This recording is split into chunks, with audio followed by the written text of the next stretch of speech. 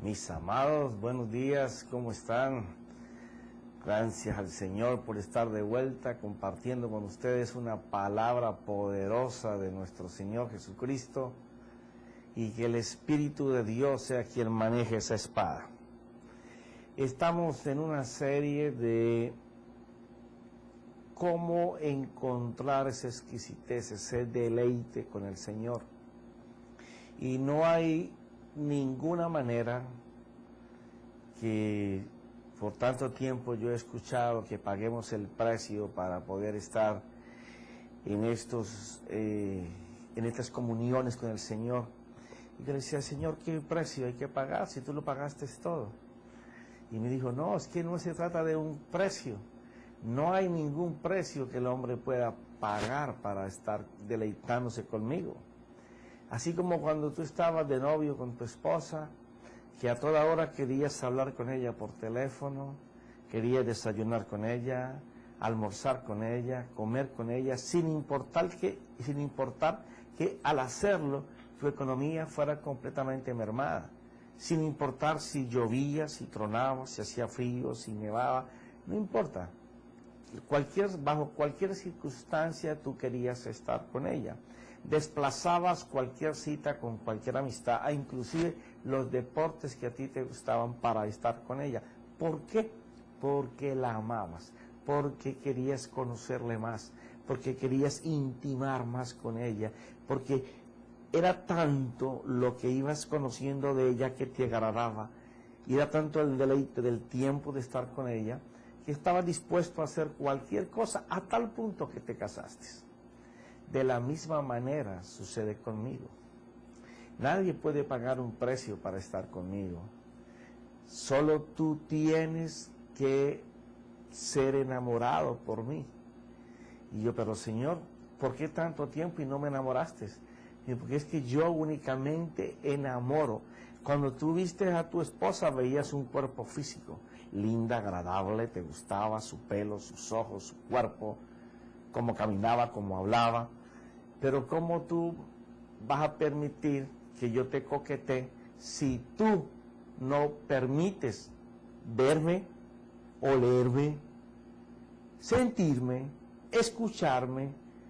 Entonces fui comprendiendo que el precio de lo que por tantos años había escuchado en boca de los predicadores es el dejar de darle tanto valor a tantas cosas superfluas para dedicar ese tiempo para conocerle a Él. Y ahí fue que empezó un enamoramiento de Dios para conmigo. No que Él no me haya amado, sino que yo comencé a dar cuenta de cómo Dios me amaba.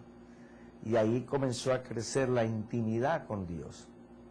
Entonces, en base a mis propias experiencias con el Señor, y que muchas de mis experiencias están respaldadas por la palabra de Dios, y le doy gracias al Señor por los mentores que ha traído a mi vida, algunos ocasionalmente, otros de muy pocas enseñanzas, otros de muchas enseñanzas, por los libros que he podido leer, pero sobre todo doy muchas gracias a Dios que no hay ninguna enseñanza que se me pueda dar, ni ningún libro más importante que tener ese tiempo de oración y comunión con Él, porque es allí verdaderamente donde yo me enamoro más de Dios y donde puedo sentir ese rico amor que Dios tiene para conmigo. Entonces esta serie se trata de transmitirte, no mis experiencias, sino cómo a través de Dios yo he podido alcanzar experiencias con Dios, que no es lo mismo que tú practiques mis experiencias a que yo te cuente cómo usé las armas de Dios, la palabra de Dios, el coqueteo con el Espíritu Santo, el coqueteo con el hablar con Dios, de poder entrar y decirle, hola Jesús, ¿cómo estás? ¿Cómo amaneciste hoy? Ah, qué maravilloso, mira, me siento así, me siento así. Oh, Espíritu de Dios, fortaléceme, háblame, acaríciame. O sea, ¿cómo llegué a estas situaciones? Entonces, habíamos terminado en Juan capítulo 14, donde Tomás le dice al Señor que le enseñara el camino porque él no sabía ni... Vamos a verlo. Dice así, Tomás le dijo, versículo 14, 5, Señor, si no sabemos a dónde vas, ¿cómo vamos a conocer el camino? O sea, había caminado con el Señor 3 años y le está diciendo que no conoce para dónde va él, como el Señor le dice que camine el camino de él, más o menos así parafraseado. Y después Felipe, 2 versículos más adelante, en el 9, en el 8, Felipe le dijo, Señor, muéstrame al Padre y nos basta. Jesús le dijo, tanto tiempo he estado con vosotros y todavía no me conoces, Felipe. El que me conoce a mí, conoce al Padre. Estamos viendo la posición, digamos, natural que tiene el ser humano cuando, a falta de conocer a Dios, andan deambulando sin saber para dónde lo lleva uno Dios y cuál es el camino que se debe de tomar para ir allí. O otros que andan pensando que si yo pudiera ver la gloria de Dios, la mano de Dios en mi vida, podría saber cuál es el camino y cómo llegar a Él. Esta es la mayoría de los creyentes que andan detrás de la unción, de los milagros y las señales.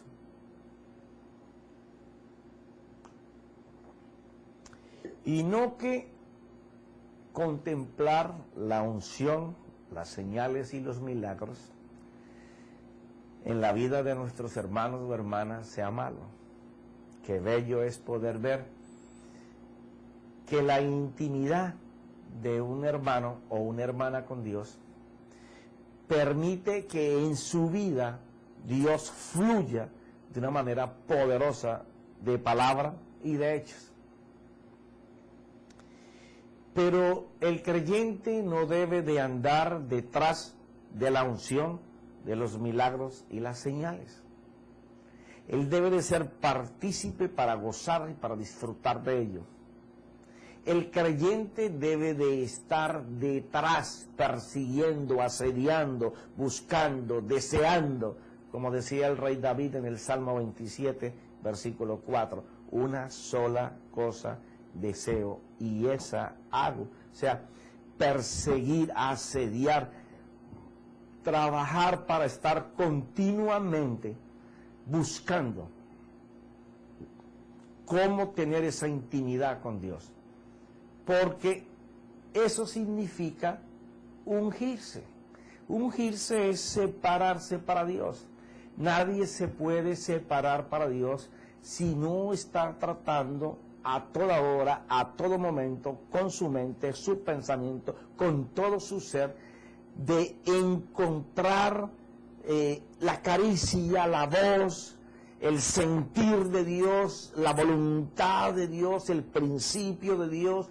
Cuando uno está detrás de solamente buscar eso y eso, pues eso te da como resultado que sin tú proponértelo, cada vez tendrás mucho menos tiempo para internet, para televisión, para la radio, para la prensa, para las revistas. Y llegará un momento en que no habrá momento más agradable que ese, que hasta la lectura pasará a un lugar secundario. Porque una vez que tú comienzas a deleitarte de la presencia de Dios, esas cosas comienzan a irse de tu vida lentamente. Igual que tus amigos, o tus amigas, si tú gastas demasiado tiempo en el teléfono hablando con tus amigos o tus amigas, o atendiéndolos en tu casa, o visitándolos en su casa, o yendo de compra, todas esas cosas comienzan a mermar en tiempo. en la medida que tú comiences a enamorarte del Señor. Yo me acuerdo, y enumeré la vez pasada, 5 tipos de personas en su diario vivir respecto con Dios. Primero, el ateo, en el cual no he gastado mucho tiempo para hablar. Tenemos una columna ahí que se llama Reflexiones, en donde hay más de 100 pensamientos que pueden retar a una persona que no crea en Dios, que no crea que las cosas fueron hechas por Dios, sino que fueron hechas porque una vez una célula ella sola se formó y comenzó a crear todo por evolución. Y esa es una manera caprichosa de uno mismo, porque yo estuve ahí, una manera caprichosa de uno mismo actuar en rebeldía contra toda la creación. La segunda manera es la en la que uno reconoce que hay un Dios, pero lo dice más porque lo ha aprendido por religión que porque lo sienta. Aunque en los momentos de angustia siempre va como última tabla a ver si ese Dios le puede dar algo, le puede colaborar en su vida. Pero no le tiene respeto a ese Dios. El tercer nivel es en el que ya la persona cree que Dios es real, que Dios es verdadero, que Dios existe, y a lo mejor hasta gaste tiempo yendo a una iglesia. Algunos dicen, no, yo más de 45 minutos no le doy al Señor. Yo no voy a tal iglesia porque ahí es de 2 horas el servicio. Yo voy a la mía, que yo me siento ahí 30 minutos, 45 minutos y para afuera. Esa es la que me gusta. Claro, ellos no quieren ser discipulados para conocer más profundamente de Dios. Ellos lo hacen muy religiosamente. Estos y muchos de los que gastan hasta las 2 y las 3 horas, y a veces van hasta 4 veces a la semana de 2 horas, acostumbran a oír de Dios, pero nunca a escuchar a Dios. Entonces, pues, claro, sus vidas no son el reflejo de la gloria y el poder de Dios, y el cambio en sus vidas es muy demorado, muy lento, o no sucede.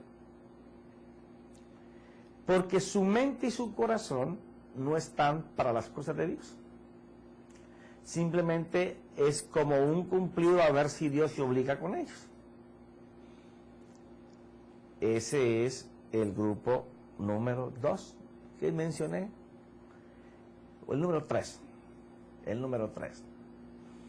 Ahora, el número 4 es aquel que ya no solamente gasta ese tiempo para Dios,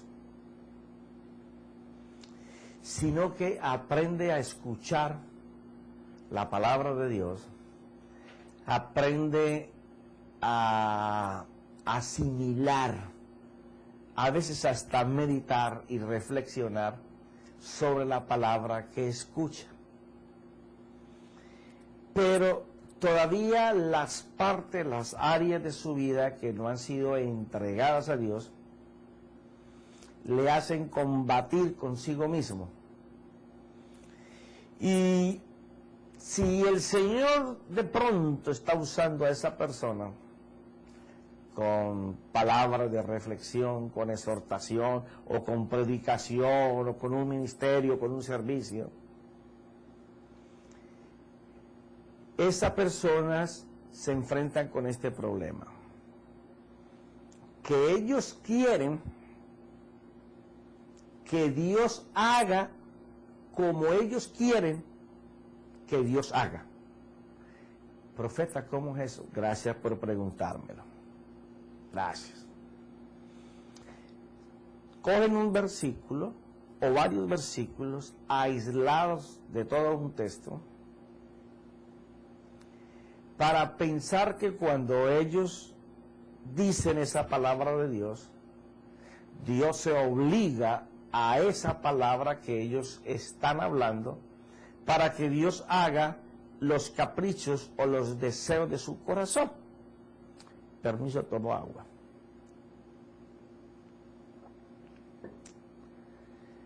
Porque ellos no quieren entregar sus áreas, sino que ellos quieren que Dios se las acepte y que al tiempo Dios se manifieste con poder y con gloria. Que ese es un alto porcentaje de la iglesia de Jesucristo. Pero también hay otros y otras que han llegado a entender que hay que salir de ese cuarto puesto y pasar al quinto nivel, que es donde la dimensión de Dios comienza a ser parte de tu vida, que es donde ya tú no quieres que Dios haga lo que tú deseas que Dios haga, sino que ahora tú empiezas a vivir para que Él haga contigo lo que Él quiera, en la disposición de que tú solamente vas a vivir por fe.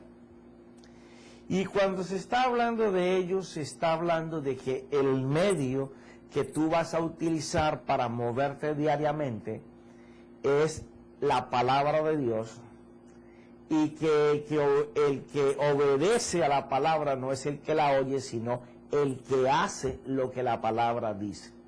En eso está la diferencia de pagar el precio. Para poder llegar a hacer la palabra, tú tienes que tener una dependencia completa y absoluta de nuestro Creador. Entonces, ahí es donde está el menguar uno para que Dios crezca, para que la unción fluya. Vemos aquí en estos dos casos de Juan, capítulo 14, tanto Tomás como Felipe. El uno está hablando: mira, Señor, por la cercanía que yo tengo contigo, he caminado 3 años contigo, tú sabes, he sido fiel contigo, ¿sabes qué? Muéstrame al Padre, tú lo puedes hacer, muéstramelo. O sea, usando la influencia que él piensa que tiene teológicamente, doctrinalmente, amistad con el Señor, para que el Señor haga a su conveniencia algo. El otro siquiera creía conocer al Señor y de oído lo conocía. Ahí están los dos casos. Pero lo maravilloso de este capítulo 14 de Juan, tiene muchas cosas preciosas, pero lo maravilloso para destacar en esta enseñanza es que el Señor le dice, después de que Felipe le dice que le muestre al Padre. Versículo 10, ¿no crees que yo estoy en el Padre y el Padre en mí? Las palabras que yo os digo no las hablo por mi propia cuenta. El Señor está diciendo: mira, tú quieres conocer al Padre, ¿verdad? Quieres una señal, un milagro físico en donde tú puedes ver. Y entonces le dice: ¿tú has visto todas las palabras que yo he hablado por 3 años? Bueno, eso no ha venido de mi propio corazón, ni de mi propia mente. Eso ha venido porque yo he sabido escuchar atentamente al Padre, y lo que Él ha querido que yo diga, eso es lo que yo he dicho. Entonces, si tú quisieras conocer al Padre, tú tienes que oírlo. Por eso empecé con el ejemplo del noviazgo. ¿Por qué razón? Tú puedes tener una mujer muy hermosa, pero si tú no hablas con ella constantemente y instablas una relación para saber qué le gusta, qué no le gusta, y que ella te conozca a ti, pues vas a estar con el conocimiento de un cuerpo precioso, pero no más, y deseando el cuerpo precioso, pero no conocen la persona. Por eso muchos matrimonios fallan, porque no se conocen y se casan, y después cuando empiezan a conocerse se aborrecen. Así mismo es la relación con Dios. Entonces le está diciendo a Felipe: mira, tanto tiempo yo te he estado hablando y tú no has aprendido a conocerme. ¿Por qué? Porque Felipe oía pero no escuchaba para hacer lo que la palabra dice. Y el otro, Tomás, oía, no escuchaba, por lo tanto no sabía de qué se había hablado. Ellos veían los señales, los milagros y el poder, seguían a Jesús por eso, pero no por convicción, no porque le conocieran. Entonces Jesús narra lo siguiente y dice: las palabras que yo os digo no las hablo por mi propia cuenta, sino que el Padre que mora en mí es el que hace las obras. O sea, todo lo que tú ves que sucede, Felipe y Tomás, no lo hago yo. Mi Padre es el que se presenta a trabajar y a hacerlas. Si lo hubieras conocido, me hubieras conocido a mí, y al conocerme a mí, lo hubieras conocido a él. Y entonces le dice: sino que el Padre que mora en mí es el que hace las obras. Creed que yo estoy en el Padre y el Padre en mí, y si no, creed por las obras mismas. ¿Tú has visto todos los milagros y todas las señales? Sí, yo sé que Dios solamente las ha podido hacer. Bueno, eso es lo que tú oyes, pero no has escuchado. Porque si hubieras escuchado, hubieras visto que esos milagros y esas señales, Dios es el que las ha hecho. Hubieras podido verlo a Él. Entonces Él ahora va a cerrar esta enseñanza con una promesa basada en el que puede escuchar y ver la voz del Padre. Uy, profeta, pero ¿cómo así que la palabra, yo sé que se oye, pero usted está hablando de que se puede ver? Las cosas del Señor son así, sobrenaturales, sobrecomprendibles a la mente humana. ¿Quién puede hacer algo que no conoce o que sabe que se puede hacer? El que lo ve. Si yo te digo a ti, mira, coge estas tablas que están aquí, estas puntillas y estos clavos, y úneme todas las tablas con las puntillas y usa el martillo, pues tú estás mirando todas las cosas aunque no has hecho nada. Pero como tiene los materiales, tiene la seguridad de que puedes armar el cajón. La palabra de Dios es igual. Mientras el Hijo de Dios no entienda que así como el Padre tuvo una mente creativa, tiene una mente creativa, y le colocó al hombre la misma facultad, dice que la palabra de Dios preparó, creó todo lo que nosotros vemos y que no existía. Entonces Él quiere que nuestra mente creativa, la que fue hecha a imagen y semejanza de Él, haga lo mismo con la palabra que Él mismo usó para formar las cosas que de lo que no eran se formaron. Entonces, en base a eso, Él dice,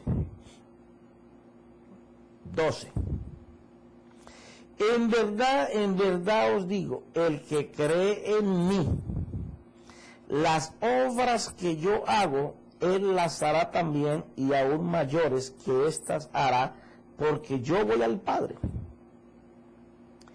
Todo lo que pidáis en mi nombre lo haré para que el Padre sea glorificado en el Hijo. Mira cómo tú puedes sacar este versículo completamente de contexto. Se le dice muchas veces a la iglesia que el Señor ha dicho que si me pides algo en mi nombre, yo lo haré. Sí, el Señor dice que si nosotros pedimos algo en su nombre, Él lo va a hacer. Así que, Señor, yo deseo esa casa de $1 millón. Señor, yo deseo ese carro de $200,000. Señor, yo deseo una empresa que tantos millones de dólares. Señor, yo deseo una esposa de tal manera. Señor, yo deseo un esposo de tal forma. Señor, mira, yo sé que esto a lo mejor no te va a gustar mucho, pero tenemos dos alternativas. O miramos la palabra de Dios como es, o arranca la página para que no te estorbe. Porque aquí lo que está diciendo bien claro es lo siguiente. En verdad os digo, el que cree en mí, Ok. Eso te está hablando de conocerlo a Él, para poder creer en lo que Él está haciendo. Él lo que le está diciendo en otras palabras es, si tú puedes creer que todo lo que yo estoy haciendo y lo que has visto de poder y de gloria y de palabra y hecho, ha sucedido porque el Padre ha intervenido en mí para hacerlo, y tú puedes ver, creer eso, crees en mí, porque el que actúa en mí, de palabra y de hecho, es el Padre. El Padre mora en mí y yo moro en el Padre. Si tú puedes creer eso, mayores cosas que las que tú has visto, que yo he hecho, ustedes van a hacer. Pero la fórmula es esa. Si tú puedes ver y creer que las cosas que has visto en estos 3 años a mi lado, Tomás y Felipe, las señales, los milagros, la potestad, la gloria, la autoridad delegada de Dios, una palabra que se ha estrellado contra los corazones cerrados de los religiosos y le ha desbaratado en público sus normas y sus doctrinas y su cultura y dogmas con los que han invalidado la palabra de Dios para invalidar sus costumbres. Si tú puedes reconocer todo eso, entonces tú estás listo para creer. Entonces, de pasado en eso, le dice, en verdad os digo, el que cree en mí, las obras que yo hago, él las hará también, y aún mayores que estas hará, porque yo voy al Padre. Recuerda siempre las obras que Jesús hizo en sus 3 años de ministerio, porque Él está hablando de obras mayores que esas 3 años, que Él hizo en esos 3 años. Si tú no puedes visualizar el reino de Dios que Jesús vino a enseñar, pues tú vas a estar pidiéndole al Padre por el nombre de Jesús cosas diferentes a lo que es el reino de Dios. Y entonces esas no están estipuladas para que Él las haga. Entonces dice, bueno, ahora tú me dirás, pero es que no estamos en el 2008 años atrás. Sí, pero hay cosas que siguen siendo iguales que en ese tiempo. El hombre necesita vivir, dormir, comer, progresar, estudiar, ir hacia adelante, tener un hogar, tener una familia, tener hijos, llevarlos a la escuela, llevarlos a estudiar. Eso es la vida normal del hombre. Que el hombre tenga ideas de oro de Dios, pero que en su finalidad lo más importante de esas ideas sea que honren y glorifiquen la vía por la que vinieron. Ese que está pensando de esa forma podrá hablar del reino, y él va a hacer lo siguiente: y todo lo que pidáis. Muchas veces hacemos énfasis, todo, familia, todo lo que pidamos. Sí, estoy de acuerdo contigo. Todo lo que pidamos en fe. Y ahí es donde está el detalle. Todo lo que pidamos en fe. Porque tiene que ser lo que pidamos creyendo. Hebreos capítulo 11. Mira esto. Ahora bien, la fe es la certeza de lo que se espera, la convicción de lo que no se ve. Algo que necesitamos, que no se ve, y que el Padre ha prometido que te lo va a dar, porque pertenece al crecimiento, al desarrollo del reino de Dios. ¿O tú crees que Dios no quiere que tú tengas un trabajo honroso para que tú puedas darte cuenta que la semilla y el pan que se coloca en tu casa, en tu mesa, viene de la mano de Dios? ¿Tú no crees que es honroso que tú tengas salud? Eso glorifica al Padre. ¿Tú no crees que es honroso que los cristianos sean empresarios de éxito? Eso es honroso, glorifica al Padre. Ahora, tenemos todas estas bendiciones y esta gracia de Dios para honrar al Padre, para que seamos un culto al Padre. La gente piensa que va a las congregaciones a recibir un culto de Dios. No, vamos a hacerle un culto a Dios. Vamos a agradecerle, vamos a adorarlo. Sí, pero es que lo que yo tengo son necesidades. Bueno, en medio de las necesidades es que se mueve Dios. Las necesidades son el combustible de la fe para que tú puedas creer que Él hace. Que de lo que no es posible, lo sobrenatural lo añade la fe. Pero fíjate esto. Por la fe entendemos que el universo fue preparado por la palabra de Dios. O sea, tener fe y moverse en fe para que Él te pueda dar todas las cosas. Está hablando de una persona que se mueve en conformidad al principio de Dios. Es una persona que traza su vida conforme a Dios ha dicho. Ese es el problema por el cual Tomás y Felipe estaban equivocados. Habían oído de Dios, pero no conocían a Dios. Ellos no sabían cómo era posible que no pudieran ver a Dios y no pudieran ver el camino.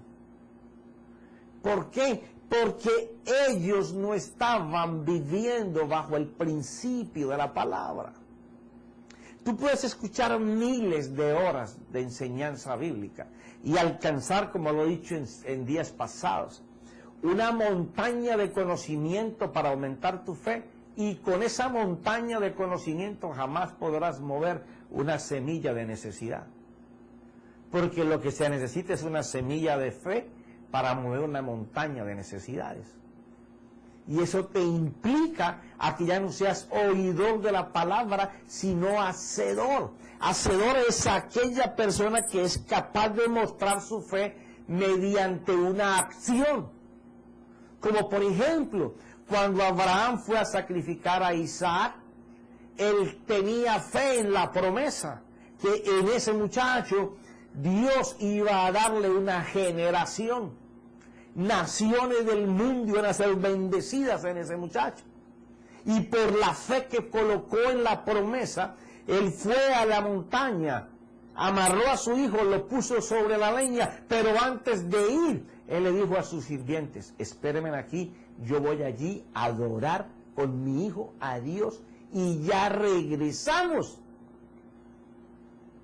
Cuando él tomó esa actitud, hizo una acción sabiendo de que Dios había dicho algo. Pero qué tal que Abraham no hubiera conocido lo que Dios le había prometido, que así como le cumplió dándole a Isaac en su vejez, cuando ya todo el mundo podría decir que jamás tendría hijos, ni él ni Sara, Dios lo hizo realidad.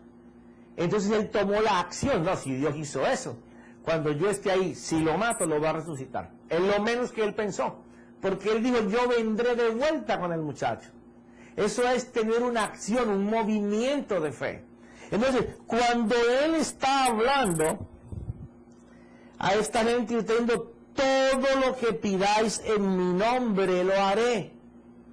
Bueno, tú tienes que pedir cosas al Señor que sean del reino y que te muevas por fe. No existen, pero tú empiezas a caminar por ellas. ¿Sabe quién puede hacer eso? Déjeme tomar agua, por favor. El que solamente está buscando agradar a Dios. Sí, yo sé. Yo sé que eso es doloroso y que no es fácil. ¿Por qué? Porque nuestra mente está enseñada al sistema de este mundo. Las decisiones que tomamos están basadas en las decisiones del mundo. Porque son más importantes nuestros amigos, nuestros parientes y nuestros familiares que Dios. Y mientras eso sea de ese tamaño, difícilmente tu fe tomará acciones en territorios en donde no se ve lo que tú estás pidiendo que Dios haga. y no existe, porque tú dependes de que Dios lo cree, así como Abraham tuvo que creer que Dios se proveería holocausto para él. Y en una montaña en donde supuestamente no debería de estar el cordero, estaba atado. Atado a una rama, a una zarza, ahí estaba. Se había enredado sus cachos ahí y no se podía salir. Dios lo hizo, por cuanto él creyó que Dios lo haría. Pero era algo que pertenecía, tenía combinación, conexión con lo que él iba a hacer, la ofrenda. Dios le reemplazó la ofrenda de su hijo por una ofrenda de un animal. Por eso todo lo que nosotros pidamos a él en su nombre, él lo hará. Y para que tú veas que lo que te estoy diciendo es real, sigue leyendo el versículo. Dice, para que el Padre sea glorificado en el Hijo. Ok, tú piensas que tú le vas a pedir al Señor un deseo de tu corazón que no tiene conexión con el reino y Dios te lo va a dar. Dios no te va a dar el deseo de tu corazón si no tiene conexión para glorificar al Padre. Y a lo mejor a alguien Dios le da una casa de $20 millones. Pero es que Dios quiere honrar a ese hijo por todo lo que ese hijo ha honrado al Padre. Y vas a ver que en medio de esa casa de 20 millones lo va a seguir honrando y lo va a seguir glorificando. O sea, no es lo mismo el medio que Dios usa que la intención para ir a Dios.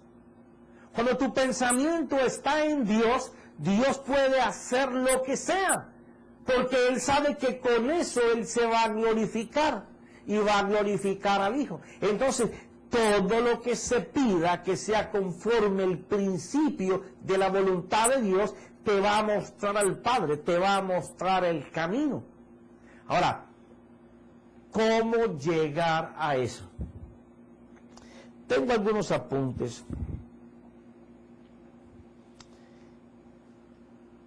Yo no sé ni cuándo empecé a escribir esto, pero ahora que llegamos a esta enseñanza, me tocó que ponerme a rebuscarlos.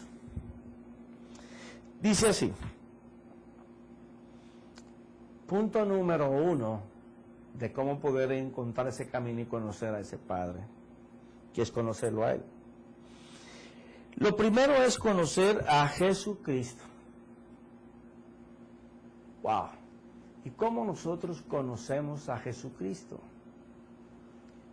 Nosotros conocemos a Jesucristo cuando aprendemos a meditar en Él.